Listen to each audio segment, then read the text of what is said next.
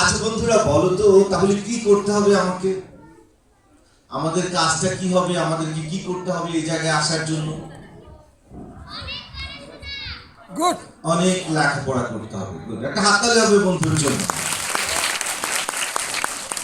আর কি করতে হবে? তারপরের কথাগুলো আমি বলে দিই না, তোমরা হয়তো বলবে যে তোমাকে কেন আনলাম, সব তো আমরাই উত্তর দিচ্ছি। তুমি কি আমাদের টিচার যে প্রশ্ন করবার আমরা উত্তর দেব? তারপরের যে কথাটি সেটা হলো আমরা আমাদেরকে ভালোবাসবো।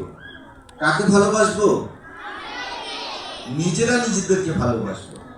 নিজেরা নিজেদেরকে কিভাবে ভালোবাসবো? নিজের যত্ন নিতে হবে। নিজের যত্নটা কিভাবে নিব?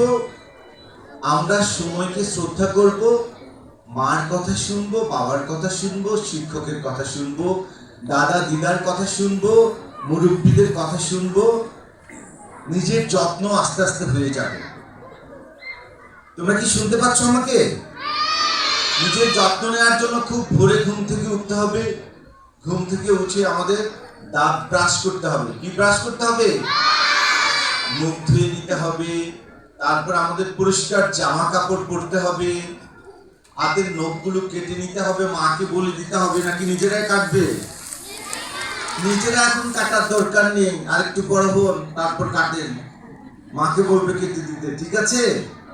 আচ্ছা, তারপর যেটা আমি এখানে যখন আসছিলাম, খুব কাছাকাছি আসার সময় আম্মুরা আমাকে ফোন দিয়ে বললো যে শিশির, তুমি তো যাচ্ছ, কিন্তু তোমার এই ছোট্ট বন্ধুটা না মাঝে মাঝে আমাদের কথা শুনে না।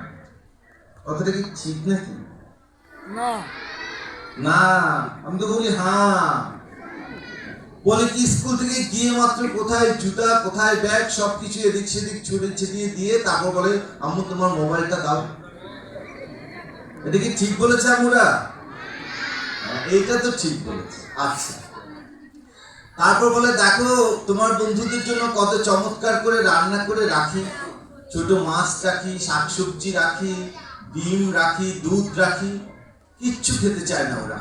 ওরা জিজ্ঞেস করে আম্মু আজকে কি রান্না করেছো? আজকে তো সবজি রান্না করেছি, ডাল রান্না করেছি। মুখগুলো ভার করে অন্যদিকে চলে যায়। আমার এখন খিদে নেই। আবার যদি আরেকদিন জিজ্ঞেস করে যে আজকে আম্মু কি রান্না করেছে, বলে আজকে তো